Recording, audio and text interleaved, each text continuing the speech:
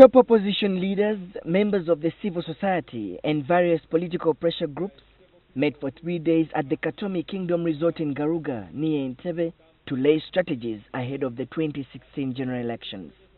The hotel is owned by former Vice President Professor Gilbert Bukenya, who has expressed his intentions to vie for president in 2016.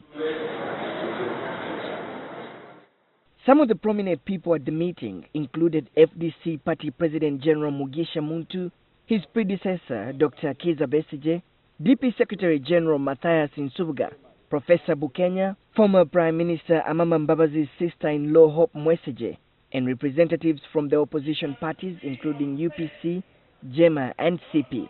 A source told NTV that the meeting also discussed the way forward if government fails to incorporate proposals from the Citizens' Compact on Free and Fair Elections and the Constitution Amendments Bill now before Parliament. When NTV contacted one of the conveners of the retreat, Godbert Mushabe, who is also the director of the Great Lakes Institute for Strategic Studies, he refused to divulge the details of the meeting. But sources that attended the meeting said a memorandum of understanding had been drafted and would be signed on Wednesday, the day the resolutions would be made public. The source added, though, that one of the resolutions is that the group would present a single candidate for all electoral positions from presidency down to the local council 1 level. A few weeks ago in an interview with NTV, DP legal advisor Mukasa Mbide and FDC national chairperson Joyce Sebugwao hinted on a joint opposition front. Remember, we had IPC before, which collapsed and is no longer functioning.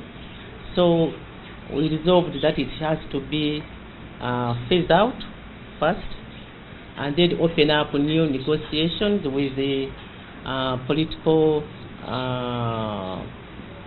groups. We can have a cooperation with all the other parties, which includes, among others, fronting a candidate not being the party president of the Democratic Party. The meeting also set up a committee to vet the various candidates vying for different positions at all levels, with a view to getting the strongest candidates who would then be supported. The possibility of boycotting the 2016 general election was also discussed. The group also agreed that they may take that option if government remains adamant on adopting the electoral reforms that they have been pushing.